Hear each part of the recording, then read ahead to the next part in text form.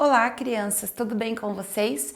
Eu sou a professora Juliana e vamos à nossa aula de ciências. Estamos trabalhando com o capítulo Pontos Cardeais, os pontos cardeais.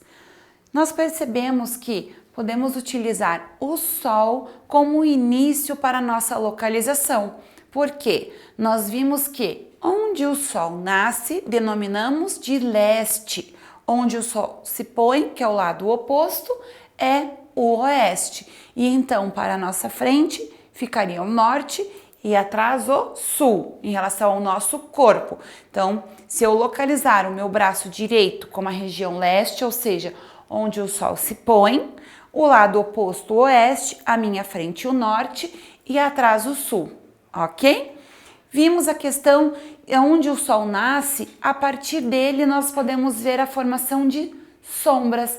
Vamos falar agora um pouquinho sobre as sombras e a sua formação. Olha lá, eu vou aumentar a minha tela para que vocês possam acompanhar junto comigo. Você já viu sua sombra no chão e percebeu que ela muda de posição e tamanho? Sabe por que isso acontece? Então você já foi de manhã no quintal da sua casa, ou na rua da sua casa, ou no pátio da escola, no período da manhã. Observa lá onde fica a sua sombra. Para que lado que ela fica? Para o lado direito, para o lado esquerdo. E qual é o tamanho da sua sombra? Ela é longa ou ela é mais curta? Aí vai ao meio-dia, no mesmo lugar. E aí, como que ficou a sua sombra? Ela se formou bem na mesma direção, para o lado direito, para o lado esquerdo, ou quase não dá para ver a sua sombra? E à tarde, a mesma coisa. Observe no período da tarde. Se ela ficou para o mesmo lado, a sombra, ficou para o mesmo lado do período da manhã, ou se a sombra formou para o outro lado, ou quase não percebeu a sua sombra. E a sua sombra, longa ou curta? Vejam aqui. A sombra nada mais é do que a ausência de luz causada por um objeto opaco. Isso acontece porque a luz chega até a Terra de maneira retilínea, ou seja, de maneira reta, numa linha reta. O que faz com que ela não consiga desviar do objeto ao incidir sobre ele, formando a sombra. O nosso corpo é um objeto opaco, ou seja, a luz não passa através do nosso corpo e forma ali através do nosso corpo.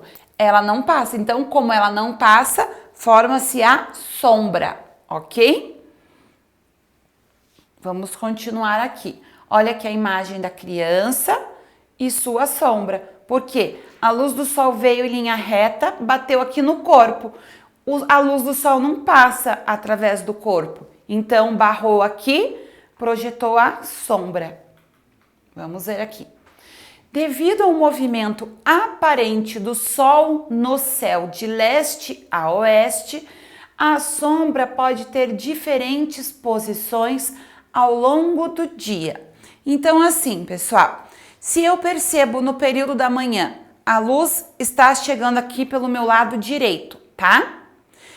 A luz bateu no meu lado direito, a sombra sempre vai se formar no lado oposto. Então, se ela bateu no meu lado direito, vai formar uma sombra para o lado esquerdo. Se a luz bateu aqui do lado esquerdo, a sombra vai formar para o lado direito. A mesma coisa com o sol. Se o sol nasce no período da manhã para o lado leste, a sombra inicialmente vai formar no oeste. Quando for no período da tarde, quando o sol vai fazendo aquele movimento aparente, a sombra vai se formar no lado oposto, porque o sol vai estar aqui no lado oeste, então a sombra vai se formar para o leste. Mas e quando o sol está bem aqui no centro, ou seja, quando é um meio-dia, o que acontece com a sombra? Ela quase não se dá para ver, fica uma sombra muito pequenininha. Quando o sol está mais baixo, ou seja, quando ele está aqui nascendo, ele está mais baixo, ele não está lá no centro, né, no alto. Quando ele está mais baixo, a sombra se projeta no lado oposto e de forma longa. certo? Do outro lado a mesma coisa, o sol vai indo, vai indo, vai indo. Chegou aqui no lado oposto, ele está mais baixo também do que quando ele estava lá no alto, ao meio-dia. Quando ele está aqui mais baixo, do lado oeste também, ele vai formar uma sombra para o leste e será uma sombra mais longa. Vamos falar agora um pouquinho sobre o gnomon. Vocês sabem o que é e para que serve? Vamos ver aqui. Ao relacionar os conhecimentos sobre as posições do Sol e as observações da sombra que o Sol projeta, os povos antigos descobriram outra forma de localizar os pontos cardeais, o gnomon. Por quê? A partir da sombra que o gnomon, a vareta, né, que eles colocavam, marcava a sombra, eles conseguiam perceber onde era o lado leste, onde era o lado oeste, e então localizar o norte e o sul, ok? O gnomon é um instrumento formado por uma haste fincada no chão, um pedaço de madeira.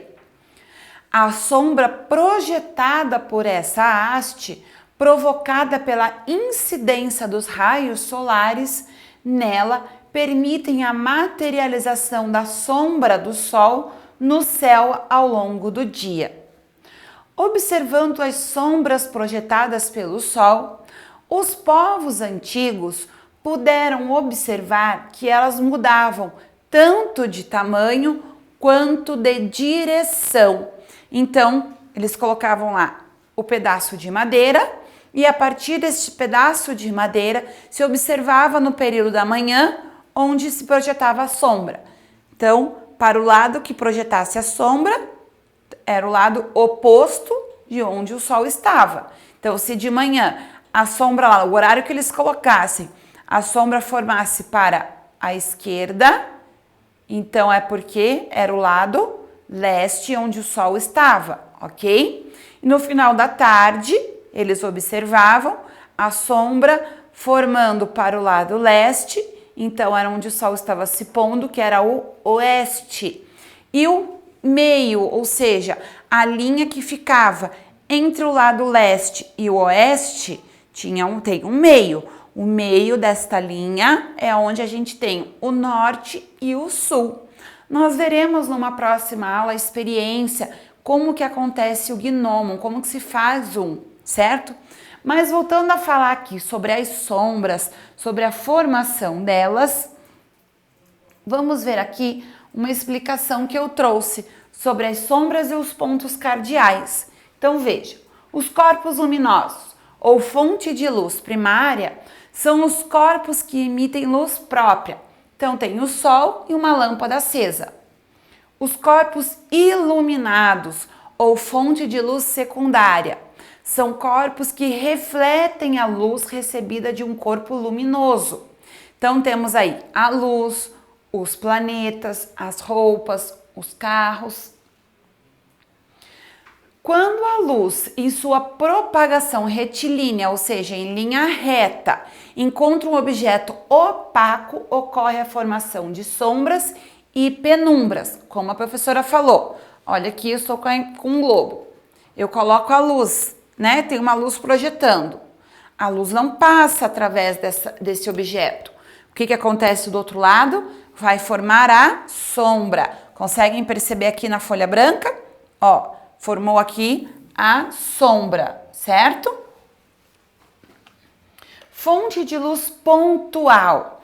É uma fonte de luz com dimensões pequenas em relação ao que ilumina, como uma lâmpada iluminando um parque, certo? Olha aqui a imagem que nós temos, a sombra projetada, aqui essa parte maior, olha aqui ó, a fonte de luz, né? E encontrou um objeto opaco. O que aconteceu? A luz não passou por aqui, a luz passou pelas laterais aqui, como se fosse pela borda, para vocês entenderem. E aí ela refletiu a sombra, certo? Uma fonte de luz extensa é uma fonte de luz com dimensões muito grandes em relação ao corpo que vai iluminar. Nesse caso, além de sombra, algumas regiões são iluminadas com baixa intensidade, gerando penumbra. Um exemplo de fonte de luz extensa é o Sol iluminando a Terra. Assim, a sombra muda conforme a origem e a posição da luz e sempre se forma no lado oposto à fonte de luz. Então, desculpa pessoal, aqui nós temos a imagem da lâmpada aqui, formando a luz, encontrou o objeto, e aí o que aconteceu? Olha aqui a sombra e a penumbra. É como se fosse uma sombra da sombra, mais ou menos assim, para você compreender, ok? Então, nós vimos agora a questão de formação das sombras e das penumbras. Vocês já sabem sobre isso. Que tal explicar para uma pessoa da sua casa sobre o que você aprendeu? Boa explicação, pessoal. Nos vemos em breve. Cuidem-se. Tchau, tchau!